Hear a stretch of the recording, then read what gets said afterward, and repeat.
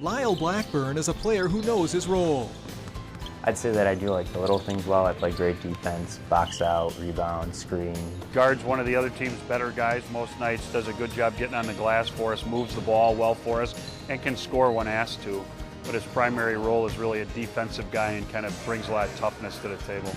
Lisle won't be counted on to score a lot of points because Elkhorn has its share of firepower. The Elks won their first 2 games this year after finishing 18-5 last season.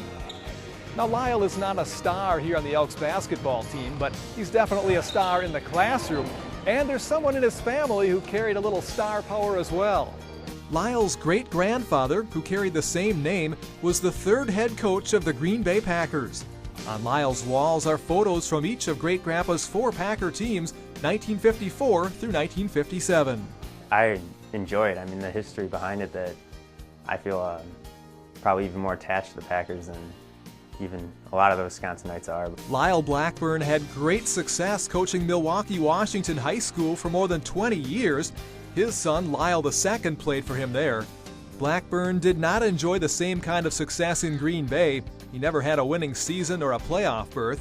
But he is credited with bringing in many of the players who helped the Packers achieve greatness in the 1960s. In '57, he had Bart Starr, Paul Hornung, Ray Nitsky, and Max McGee. Lisle Blackbourn IV's dad has taught him a lot about his great-grandfather. From what I understand, he was very hardworking and was the first to go to college in our family. And I think I show that in my schoolwork and constantly pushing myself to be the best that I can. Lisle ranks #1 in his class and is considering schools like Harvard, Northwestern, and Wisconsin.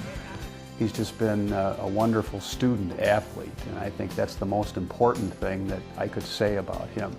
I know that his great-grandfather would be very proud of him. He's #1 in his class. He's going to be making a whole lot more money than I'm going to be making in the next few years, but there's nothing you have to tell him twice. Coach Handel has never heard Lisle talk about his great-grandfather's coaching career. Now, young people aren't likely to bring it up, since that was a half-century ago. But an older person might bring up the topic. And occasionally when a person asks, I'm kind of thrilled about it. Kind of neat to have some sort of famous in the family. Unfortunately, the name isn't quite well known enough to prevent announcers from messing up Lisle's uniquely spelled first name. He gets called Leslie a lot. It's always good for a laugh. Track meets all the time. Leslie. So Lisle, yes, it's L-I-S-L-E, may sometimes face an identity crisis at sporting events on the road, but never at home.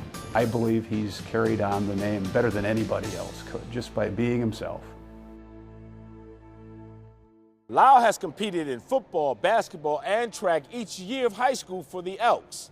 The team captains do the honors, presenting Lisle Blackbourn IV, get it right, our featured student athlete plaque, courtesy of Boston Store.